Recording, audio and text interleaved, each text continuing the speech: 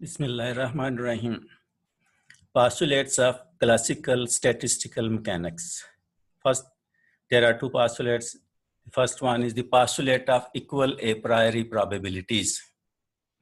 इसकी statement है, for an isolated system specified by internal energy E, volume V, and number of particles N in equilibrium, and by E, V, N alpha for non-equilibrium, where alpha is an additional variable which corresponds to a statistical weight W of E, V, N alpha, which represents the number of microstates. All microstates compatible with the given constraints of the system.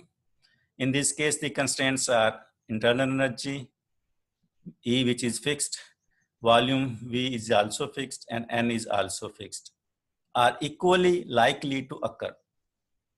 That is, have equal a priori probabilities.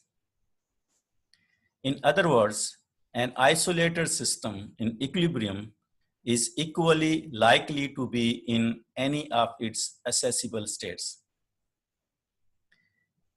इसका मतलब यह है कि अगर कोई system equilibrium में है या नॉन इक्विलिब्रियम में है, तो all microstates which are compatible with the given states of the system, तो वो इक्वली पाई जाएंगी. आसान ज़बान में हम ये कह सकते हैं कि कोई भी सिस्टम इक्विलिब्रियम में अगर वो है तो वो किसी भी पॉसिबल असेसिबल स्टेट के अंदर पाया जा सकता है, या कोई भी पार्टिकल किसी भी एनर्जी स्टेट के अंदर पाया जाए, या एक एनर्जी स्टेट में बहुत सारे पार्टिकल्स भी पाए जा सकते हैं. Second postulate is the equilibrium postulate. The equilibrium state of the system corresponds to a particular value of alpha for which the statistical weight W, E, V, and alpha attains its maximum value with E, V, and fixed. कि अगर हम energy E, volume V और N को fix कर दें, तो अगर system जो है वो इक्विलिब्रियम में है, तो फिर ये जो स्टैटिस्टिकल वेट, ये दूसरे लफ्जों में number of microstates W, E, V, N alpha, ये मैक्सिमम होगा.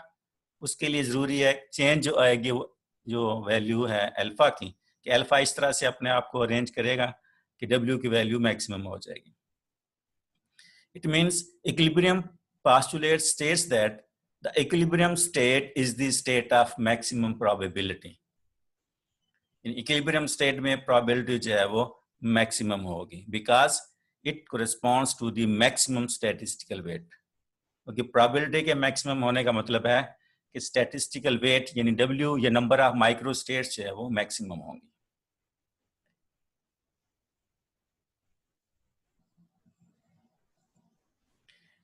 Now we will start our topic, entropy and thermodynamical probability. Entropy और प्रोबेबिलिटी का आपस में क्या रिलेशन है, हम इसमें ये स्टडी करेंगे. The state of a gas expressed or defined by its pressure and temperature is called the macroscopic state. Temperature, pressure, volume, number of molecule, इनसे या एनर्जी E, इससे हम जो स्टेट डिफाइन करते हैं, that is called the macroscopic state. This macroscopic state must be distinguished by the microscopic state defined by positions and momenta of the individual molecules. अब हम एक बात कर रहे हैं माइक्रोस्कोपिक स्टेट की. ये माइक्रोस्कोपिक स्टेट जो है इसको हम डिफाइन करेंगे in terms of positions of the particles, momentum of the particle, और इन सब को जब कंबाइन करेंगे तो दिस विल बिकम, बहुत सारी माइक्रोस्टेट्स को कंबाइन करने से हमारे पास एक मैक्रोस्टेट बनेगी. तो दो डिफरेंट चीज़ें हैं. मैक्रोस्टेट एक बड़ी स्टेट है जिसको हम टेम्परेचर, प्रेशर, वॉल्यूम वगैरह से डिफाइन करते हैं, और एक माइक्रोस्टेट है जिसको हम पोजीशन, मोमेंटम या क्वांटम नंबर से डिफाइन करते हैं.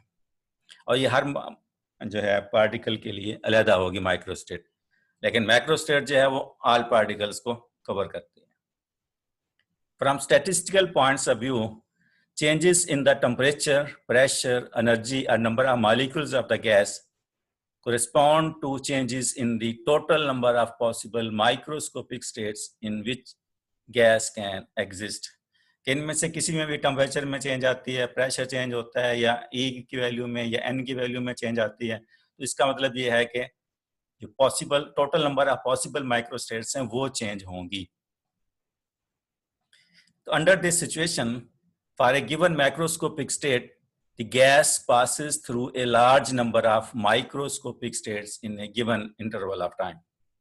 कि एक खास टाइम के अंदर इनमें से कोई भी वेरिएबल अगर चेंज होता है E, P, V या N, तो माइक्रोस्कोपिक स्टेट्स जो है वो चेंज होंगी, और फिर एक गिवन टाइम में वो इस तरह की बहुत सी स्टेट्स से माइक्रोस्कोपिक स्टेट्स सिस्टम या गैस जो है वो पास करेगी. Let W denotes the number of possible microscopic states. अभी जो हमने बात की थी ये statistical weight W, या वही W है, number of possible microscopic states through which the gas may pass in the course of time in a given macroscopic state. The value of W is maximum for an equilibrium state. अगर state equilibrium की है तो second postulate जो था उसके मुताबिक, equilibrium postulate के मुताबिक W जो है इसकी वैल्यू मैक्सिमम होगी. Thus dW is equal to 0 is a condition for equilibrium of the system.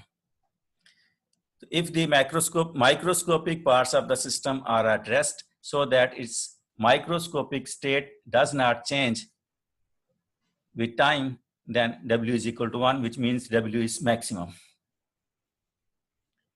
Now, according to second law of thermodynamics, entropy S of any isolated system is increased by any spontaneous change occurring in the system. क्योंकि second law of thermodynamics state करता है कि entropy या तो same रहेगी isolated system की, या फिर वो इंक्रीज करेगी, डिक्रीज नहीं करती, या सेम रहेगी या फिर इंक्रीज करेगी. तो अगर ये इंक्रीज करती है तो फिर जैसे ही सिस्टम जो है वो इक्विलिब्रियम में जाएगा, in the state of equilibrium entropy S is maximum, so that DS becomes 0. पहले हमने बात की है कि इक्विलिब्रियम स्टेट में number of microscopic states W जो है वो मैक्सिमम होगा, जिसकी वजह से dW 0 है. अब हम कह रहे हैं कि according to second law of thermodynamics, अगर एक सिस्टम जो है वो इक्विलिब्रियम में है तो उसके लिए एंट्रोपी S मैक्सिमम होगा, या दूसरे लफ्जों में DS जो है वो 0 होगा. So we can say that कि both W and S tend to increase to maximum value in the state of equilibrium. अगर इक्विलिब्रियम है तो S भी इंक्रीज करके मैक्सिमम वैल्यू अटेन कर लेता है और W भी मैक्सिमम वैल्यू अटेन कर लेता है. W may be called the thermodynamic probability of the state of the system.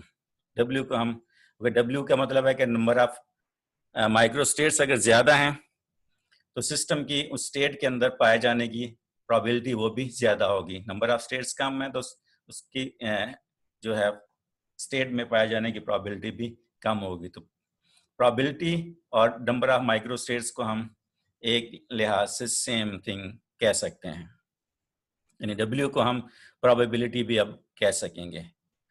So we may then say that the system changes to more probable state unless it is in a state of maximum probability.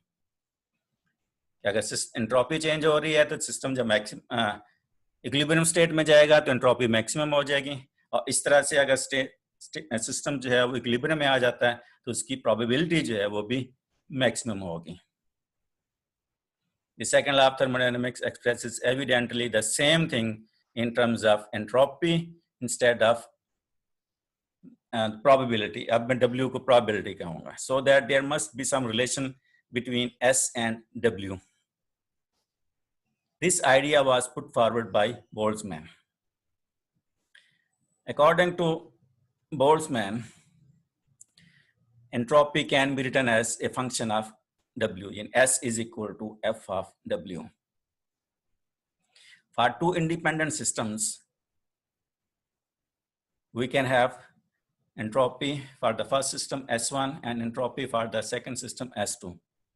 So from equation 2.5, we can write S1 is equal to F of W1 or S2 is equal to F of W2.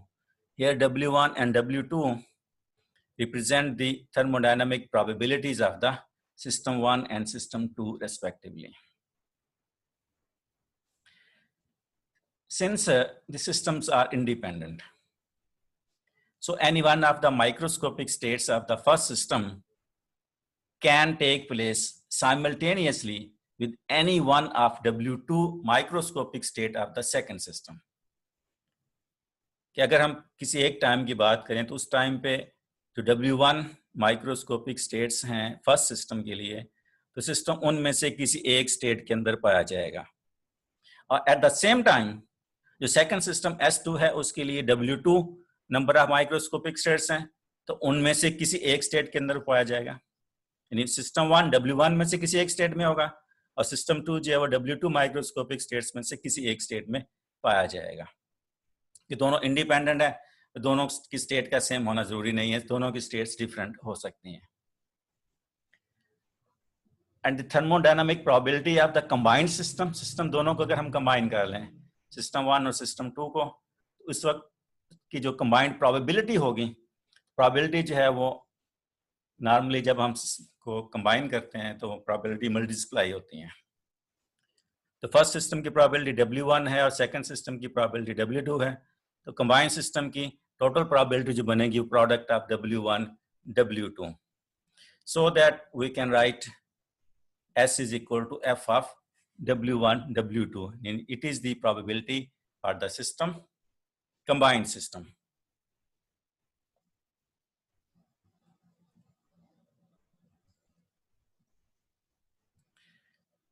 But according to the third postulate of equilibrium thermodynamics, entropy is additive over constituent subsystems. इसका मतलब ये है कि different systems की entropy के लिए अगर हम टोटल या कंबाइंड एंट्रोपी फाइंड आउट करना चाहते हैं तो इंडिविजुअल सिस्टम की एंट्रोपीज को हम ऐड कर सकते हैं। यानी total entropy S is the entropy of first system plus entropy of second system, यानी S1 प्लस S2। और S1 की वैल्यू थी F ऑफ W1 और S2 की वैल्यू है F ऑफ W2। ये वैल्यूज पुट किया तो हमारे पास S is equal to F of W1 plus W2। और S की भी हमने जो वैल्यू निकाली थी कि it is the probability of W1, S is equal to F of W1 W2।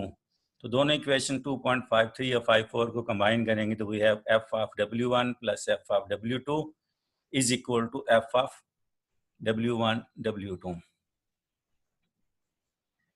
अब हम इस इक्वेशन को सॉल्व करेंगे, उसके लिए पहले हम इसका डेरिवेटिव लेंगे विद रिस्पेक्ट टू W1।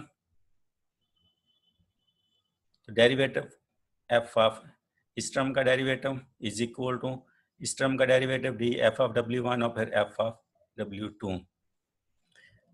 यहाँ चुके ज़हन में रखें कि W1 और W2, W1 सिस्टम 1 की प्रोबेबिलिटी है और W2 सिस्टम 2 की प्रोबेबिलिटी है, दोनों सिस्टम इंडिपेंडेंट हैं, तो W1 और W2 एक दूसरे पर डिपेंड नहीं करते, इसलिए उनका एक दूसरे के लिहाज से जो डेरिवेटिव होगा W1 का W2 के लिहाज से या W2 का W1 के लिहाज से डेरिवेटिव 0 होंगे। तो ये वजह है कि जब हम इस टर्म F ऑफ W2 का डेरिवेटिव लेंगे तो W2 का W1 के लिहाज से डेरिवेटिव 0 होगा, तो सेकंड टर्म का डेरिवेटिव 0 हो जाएगा। तो इस टर्म का डेरिवेटिव इक्वल टू इस टर्म F ऑफ W1 का derivative. So we have this relation.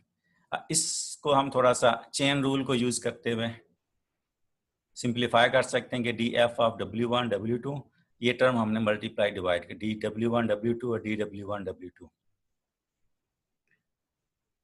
Right side वैसे ही है और यहाँ से फिर हम ये देख सकते हैं कि ये राइट साइड को इधर लेफ्ट वाली साइड पे लिख दिया है और इधर ये टर्म वैसे लिख दिए हैं dF of W1 W2 dF W1 और इस टर्म का डेरिवेटिव dW1 W2। ये दो टर्म्स हैं, इसमें भी चूंकि अब W2 इंडिपेंडेंट होने की वजह से इसको हम डेरिवेटिव से बाहर निकाल सकते हैं, डेरिवेटिव से W2 बाहर आएगा तो बाकी हमारे पास बचेगा dW1 dW1 जो कि 1 की इक्वल हो जाएगा। तो हमारे पास है derivative of F of W1 by dW1 is equal to W2 dF of W1 W2 by dW1 W2। अब इस इक्वेशन को हम W1 से मल्टीप्लाई करते हैं तो हमारे पास ये रिलेशन आ जाएगा W1 df of W1 W1 W2 df of W1 W2 और with d of W1 W2। अब थोड़ा सा अगर गौर करें ये W1 है, ये फंक्शन ऑफ W1 है और डेरिवेटिव भी W1 के लिहाज से है। राइट साइड पे W1 W2 फंक्शन भी W1 W2 का और डेरिवेटिव भी W1 W2 के लिहाज से है। अब हम वही पीछे जो इक्वेशन थी उसको 2.55 उसको पहले हमने W1 के लिहाज से उसका डेरिवेटिव लिया था, अब हम उसका डेरिवेटिव W2 के लिहाज से लेंगे।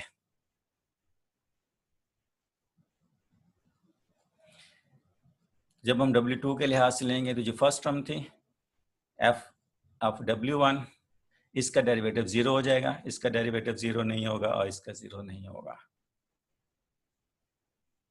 तो हमारे पास पे ये रिलेशन आ जाएगा df of W1 W2 by dW2 is equal to df of W2 by dW2। अब इस साइड पे हम चेन रूल अप्लाई करेंगे तो हमारे पास सिंप्लीफाई करने के बाद ये रिलेशन आ जाएगा W2 df of W2 by dW2 and this is equal to W1 W2 df of W1 W2 by dW1 W2। ये हम सारा प्रोसेस रिपीट करके भी ये जो है वो प्रोसेस या फिर इस इक्वेशन को देखते हुए ये जो इक्वेशन 2.56 है इसको हम देखते हुए भी ये चीज़ लिख सकते हैं कि अगर इसमें हम W1 को रिप्लेस कर दें W2 के साथ और जहां W2 है उसको W1 से रिप्लेस कर दें तो ये इक्वेशन 2.56 जो है ये 2.58 में चेंज हो जाएगी। अब आप देख रहे हैं 2.56 इक्वेशन और 2.58 दोनों की जो राइट हैंड साइड है वो सेम है, तो फिर दोनों की लेफ्ट हैंड साइड भी सेम होंगी। तो वही हमने लिख दिया कि W1 df of W1 by dW1 equal to W2 df of W2 by dW2 और चूंकि ये 2 वाली वो सेकंड सिस्टम को रिप्रेजेंट कर रही है और 1 वाली जो है वो फर्स्ट टर्म फर्स्ट सिस्टम के लिए यानी फर्स्ट सिस्टम की जो ये टर्म है W df of W by dW और सेकंड टर्म की दोनों सेम है, यानी इसका मतलब अगर दो से ज़्यादा सिस्टम हम इंडिपेंडेंट ले लें तो इस तरह की जो टर्म बनेगी वो हर सिस्टम के लिए सेम होगी। इसको जनरली हम यूं लिख सकते हैं कि W df of W by dW वो 1 2 जो थे सिस्टम 1 सिस्टम 2 के लिए उसको हमने चेंज कर दिया और जो कांस्टेंट था वो हमने बोल्ट्जमैन कांस्टेंट KB यहाँ ले लिया है। अब हम इस इक्वेशन को इंटीग्रेट करके इससे W या f ऑफ W की वैल्यू निकाल लेंगे। उसके लिए ये मेथड है method of separable variable separable method calculus के अंदर वो हम अप्लाई कर रहे हैं कि df ऑफ W हमने एक साइड पे कर दिया, बाकी जो W और dW उसको दूसरी साइड पे शिफ्ट कर दिया। W डिनोमिनेटर में चला जाएगा और dW नोमिनेटर में चला जाएगा। आप इसको हम इंटीग्रेट करेंगे तुम्हारे पास D और इंटीग्रल आपस में कैंसिल होने से f ऑफ W आया, उधर था 1 over W dW 1 over W dW के भी बोल्ट्जमैन कांस्टेंट था, कांस्टेंट इंटीग्रल से बाहर आएगा तो 1 ओवर W dW का इंटीग्रल बचेगा। आप जानते हैं कि 1 ओवर x dx का इंटीग्रल log x के इक्वल होता है, यहाँ x की जगह W है तो ये log W के बराबर हमारे पास आएगा इसका इंटीग्रल। सो दैट चूंकि f ऑफ W हमने पीछे s के इक्वल रखा हुआ है तो उसकी जगह हमने s पुट कर दिया, तो we have s is equal to KB log W plus constant of integration, C is the constant of integration.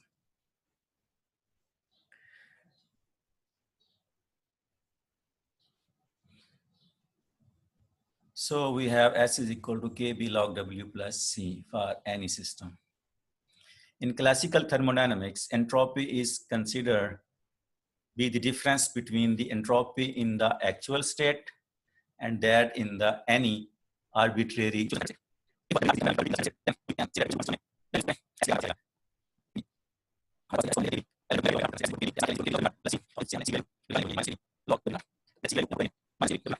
करने के बाद हमारे पास S is equal to KB log W over W naught.